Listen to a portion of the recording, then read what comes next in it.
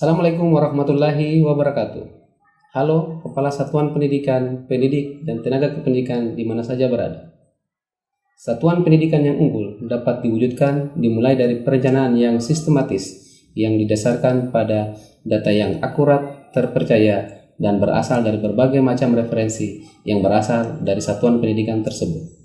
Saat ini, satuan pendidikan kesulitan untuk memperoleh data-data yang akurat untuk mengetahui kekuatan maupun kelemahan sebagai dasar untuk perbaikan satuan pendidikan ke depan untuk mewujudkan pembelajaran yang lebih baik. Saat ini, Kementerian Pendidikan, Kebudayaan, Riset, dan Teknologi telah merilis platform rapor pendidikan untuk menyediakan data-data akurat yang diperlukan oleh satuan pendidikan. Tantangan yang dihadapi adalah kurangnya kemampuan pendidik dan tenaga kependidikan dalam mengidentifikasi permasalahan dalam satuan pendidikan, serta belum optimalnya penggunaan platform mereka mengajar oleh pendidik dalam memperbaiki mutu pada satuan pendidikan.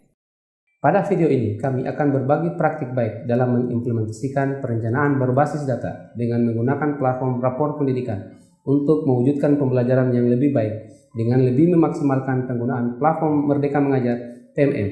Bersama saya, Iswahyudi, Kepala SMA Negeri 1 Wabula, Kabupaten Buton, Provinsi Sulawesi Tenggara.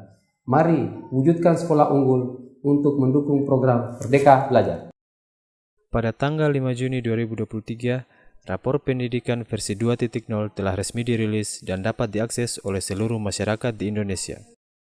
Dengan menggunakan rapor pendidikan tersebut, satuan pendidikan dapat mengidentifikasi permasalahan yang muncul, merefleksikan akar masalahnya, dan bagaimana langkah pembenahan yang harus dilakukan agar kualitas pendidik di satuan pendidikan dapat meningkat secara menyeluruh dan produk yang dihasilkan benar-benar sesuai dengan kebutuhan satuan pendidikan saat ini. Langkah-langkah perencanaan berbasis data dengan menggunakan rapor pendidikan terdiri dari 3 langkah utama, yaitu identifikasi, refleksi, dan benahi. Langkah pertama, identifikasi. Langkah awal yang kami lakukan adalah membuka rapor pendidikan satuan pendidikan kami yang dapat diakses pada raporpendidikan.kemendikbud.go.id menggunakan ID belajar kepala satuan pendidikan ataupun pendidik dan tenaga kependidikan. Setelah saya login dengan menggunakan ID belajar saya, maka pada tampilan awal akan terlihat ringkasan satuan pendidikan saya pada tahun 2023.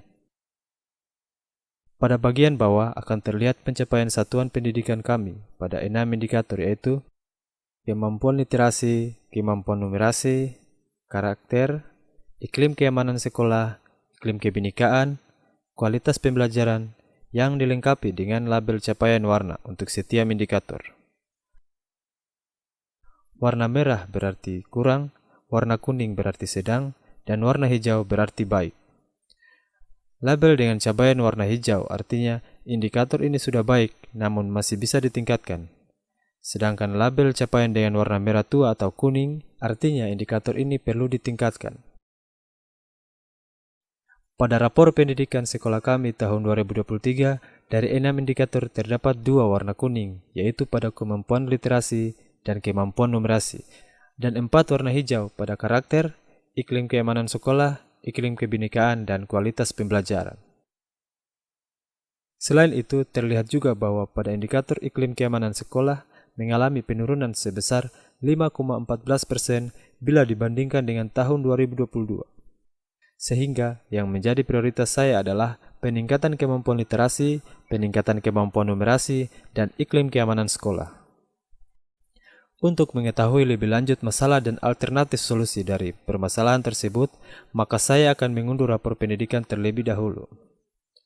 Hal ini dapat dilakukan dengan mengklik menu unduh. Mulai mengunduh rapor pendidikan tahun 2023 dalam bentuk Excel.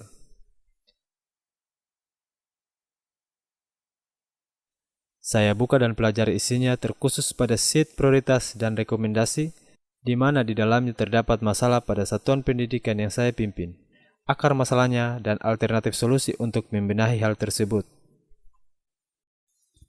Langkah kedua, refleksi.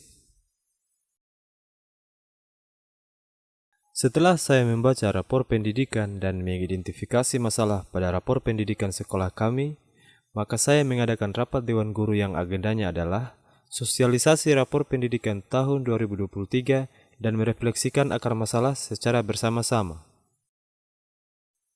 Langkah ketiga, benahi. Setelah melalui tahap refleksi dengan membahas akar masalah yang muncul, maka saatnya melakukan pembenahan akar masalah.